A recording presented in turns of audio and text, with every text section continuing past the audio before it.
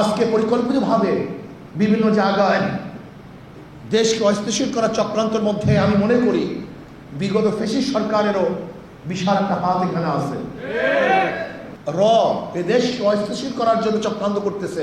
আজ অন্তর্বর্তী সরকারকে বলবো, শক্ত হাতে দেশকে পরিচালনা করেন, দুর্বল হাতে এদের চালানো সম্ভব নয়।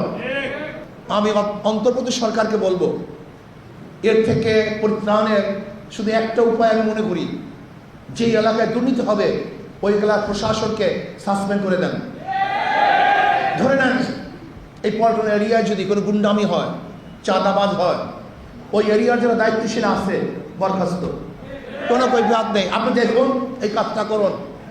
যদি এই কাজটা শুরু করেন ওই এলাকায় দেখবেন গুন্ডামি থাকবে না। কারণ প্রশাসনকে ফাঁকি দিয়ে একদিন গুন্ডামি করা যায়, সেই গুন্ডামিকে স্থায়িত্ব করা যায় না।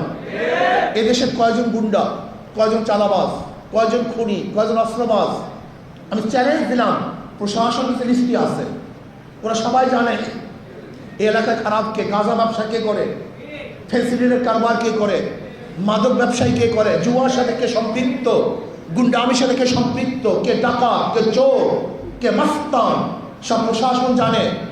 প্রশাসনের অগোচরে বাংলাদেশের কিছুই হওয়া সম্ভব না, কিছুই হওয়া সম্ভব না। আজ অন্তর্বর্তী সরকারকে বলবো, শক্ত হাতে দেশকে পরিচালনা করেন, দুর্বল হাতে এদের চালানো সম্ভব নয়। যদি আপনি শক্ত হাতে দেশকে পরিচালনা না করেন, এমন বিপদে পড়বেন যে এই বিপদ থেকে আপনিও রক্ষা পাবেন না, জাতীয় রক্ষা পাবে না। এর জন্য আমি বলবো অন্তর্বর্তী সরকারকে, যেখানে যে এলাকায় দুর্নীতি হবে ওই এলাকার প্রশাসন বরখাস্ত হয়ে যাবে। এই আইনটা করুন, দেখবেন যদি ট্রান্সফার করেন কোনো কাজ হবে না। তারা জানে ওখানেও আমরা, এখানেও আমরা। শুধু চেয়ার পরিবর্তন হলে আপনার নৈতিকতা পরিবর্তন হয় না। যতক্ষণ পর্যন্ত তার চাকরিতে আঘাত হানবেন না হানবেন, ততক্ষণ পর্যন্ত সোজা আঙ্গুলে ঘি উঠবে না। আঙ্গুলকে বাঁকা করুন, দেখবেন এমনিতে ঘি উঠবে। যদি আপনি কোনো অবস্থাতেই দুর্বলতা প্রকাশ করেন, তাহলে এই জাতি নিমজ্জিত হবে, আশা আকাঙ্ক্ষা সমস্ত স্বপ্ন ভেসে যাবে। মানুষ এই দুর্ভোগা জাতি আবার এই দুর্ভোগের মধ্যে পড়ে যাবে।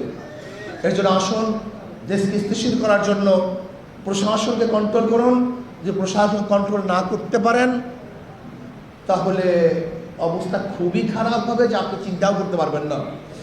এর যুব আন্দোলনকে দায়িত্ব পালন করতে হবে, সমাজকে, যুব সমাজকে কন্ট্রোল করতে হবে, তাদেরকে আদর্শবান করতে হবে, নীতিবান করতে হবে, চরিত্রবান করতে হবে।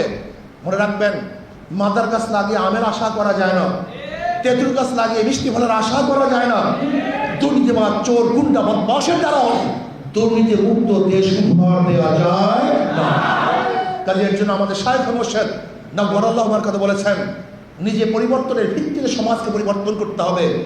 নিজে আদর্শবান হওয়ার ভিত্তিতেই সমাজকে আদর্শ